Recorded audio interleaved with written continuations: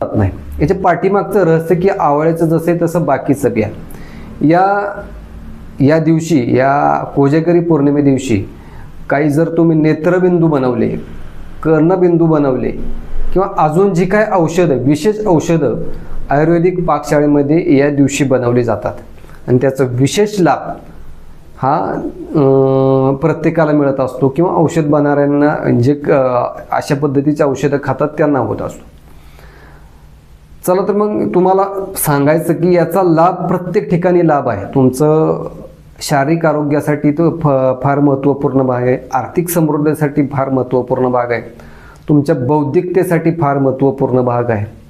कारण की ह्या दिवशी कोजागरी पौर्णिमा म्हणजे महालक्ष्मीचं जी ओरा आहे ती संपूर्ण एक प्रकारे पृथ्वी तलावर संपूर्ण ओरा ही ऊर्जेच्या स्वरूपात आलेली असते आणि जी ही ओरा ही जे तरंग असतात ते जर तरंग तुम्हाला जर प्राप्त करून घ्यायचं असेल तर तुम्हाला आई माता महालक्ष्मीची उपासना करावी लागेल, तिचं नाव घ्यावं लागेल.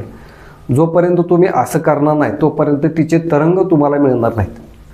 मग तिच्या नावानं ओम श्रीम नम किंवा जे काय तुमचे असे दुसरे काही मंत्र असतील त्या मंत्राच्या माध्यमातून तुम्ही आईची मानसिक प्रार्थना करून तिला तुमच्याकडे आकर्षित करण्याचा प्रयत्न तुम्ही जर केला तर त्याचा लाभ तुम्हाला होईल.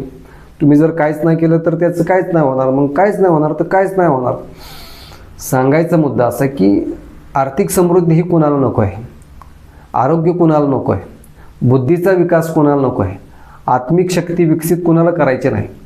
प्रत्येकाच्या जीवनाचं हेच शास्त्रामध्ये आपल्या सगळ्या संत महंतांचं हेच तुम्हाला सांगणं आहे की तुमची आत्मिक शक्ती जागृत करून तुम्ही तुमच्या दिव्यतेला तुम्ही जागृत जोपर्यंत करत नाही तोपर्यंत खरा तुम्हाला आनंद मिळणार नाही. म्हणून हा व्रताचा विधी तुम्ही समजून घ्या. व्रत हे संध्याकाळी 8 ते 12च्या दरम्यान करायचं आहे. या व्रताला बसण्याच्या अगोदर, या व्रताचा विधी पूर्ण करण्याच्या अगोदर तुम्हाला एक पहिली क्रिया अशी करायची की आपण हा जो व्रत करणार आहे त्याचा भोग आपण चंद्रमाला आणि महालक्ष्मी आईसाहेबांना जो देणार आहे तो भोग पहिला तयार करायला लागेल. आणि त्यासाठी जी खीर आपण बनवणार आहे, दूध देशी गाईचं दूधच पाहिजे, देशी गाईचंच हवं आहे. दुसरं पॉकेटमध्ये असेल तर त्याचा रिझल्ट तेवढा येणार नाही. म्हणून देशी गाईचं दूध जिथून कुठून मिळेल तिथून घ्या. देशी गाईचं दूध, खडीसाखर, ती छोटी खडीसाखर, साखर घरातली नाही, खडीसाखर, ती जाड खडीसाखर असते. ते मार्केटमध्ये तुम्हाला जाड खडीसाखर मिळेल. ती जाड खडीसाखर, वेलची, पुन्हा तूप, शिजलेला भात या सगळ्याचं एकत्रित मिश्र करून चांगली खीर व्यवस्थित बनवा. त्याच्यामध्ये काजू टाका, केशर टाका आणि वेलची टाका आणि व्यवस्थित ती बॉईल करून गरम करून झाल्यानंतर ती एखाद्या चांगल्या भांड्यामध्ये तिला घ्या आणि ती जे भांडं आहे त्याला एक चांगल्या पद्धतीचा असा कॉटनचा पूर्ण असा पांढरा कपडा असा बांधा आणि तो जो टोप आहे तो गच्चीवर नेऊन पूर्ण 8 ते 12 या वेळेपर्यंत त्याचा चंद्राचा प्रकाश पूर्ण त्याच्यामध्ये जोपर्यंत येत नाही तोपर्यंत ते तिथं गच्चीवर नेऊन ठेवायचं आहे आणि तोपर्यंत तुम्हाला उपासना करायची आहे. दीपदान करू शकता. या दिवशी दीपदानाचं तर विशेष महत्त्व आहे. किंवा आईसाहेबांचा मंत्र म्हणायचा, सरळ संकीर्तन करायचं, जप करायचं, ध्यान करू शकता, पाठ करू शकता, स्तुत्या करू शकता, ग्रंथ वाचू शकता. एकंदरीत सांगण्याचा महिमा की ह्या व्रताचा तुम्हाला जर चांगला लाभ घ्यायचा असेल तर ह्या सगळ्या गोष्टी एवढ्या वेळापर्यंत मोबाईल बंद ठेवून करा आणि मग 8 ते 12 नंतर 12 वाजल्यानंतर तो जो प्रसाद आहे तो प्रसाद खाली घेऊन या. 2-3 वाटेमध्ये वेगवेगळे भोग काढा आणि पहिला प्रसाद माता महालक्ष्मी आणि चंद्रबा देवांना द्या. समर्यापी करून त्यांना नैवेद्य दाखवून बाकीचा राहिलेला प्रसाद आपल्या देवतांच्या म्हणजे पुढे ठेवून त्यांना त्याचा भोग द्या. आणि जर तुम्हाला विशेष वाटत असेल तर तुमच्या पितरांना सुद्धा तुम्ही तो प्रसाद देऊ शकता.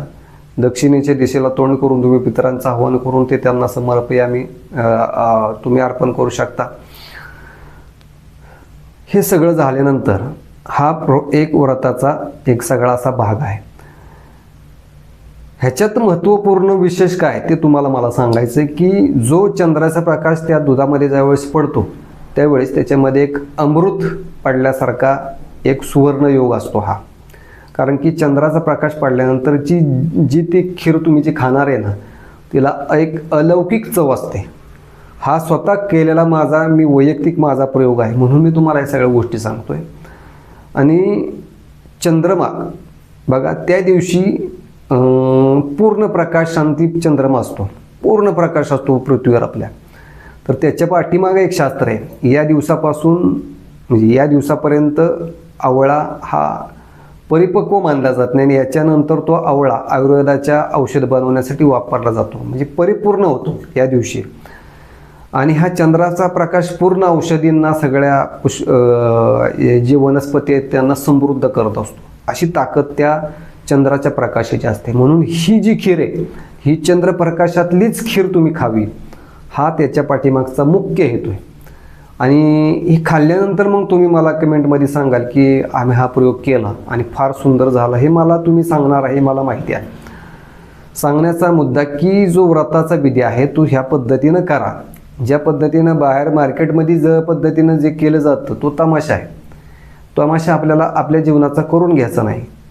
ती एक पार्टी, एन्जॉय पार्टीमध्ये न जाता तुम्ही असा कोजागिरी पौर्णिमेच्या व्रताचा लाभ तुम्ही घ्या आणि तुमच्या जीवनाला धन्य बनवा. तुम्ही ईश्वराला प्रार्थना करून ईश्वर मार्गी व्हा. ही संतांना, शास्त्रांना आणि आपल्या वैदिक संस्कृतीला तेच आवश्यक आहे. चला तर मग या चॅनलवर नवीन असाल तर बेल आयकॉन प्रेस करा जेणेकरून अशा पद्धतीची महत्त्वपूर्ण माहिती मी नेहमी घेऊन येत असतो.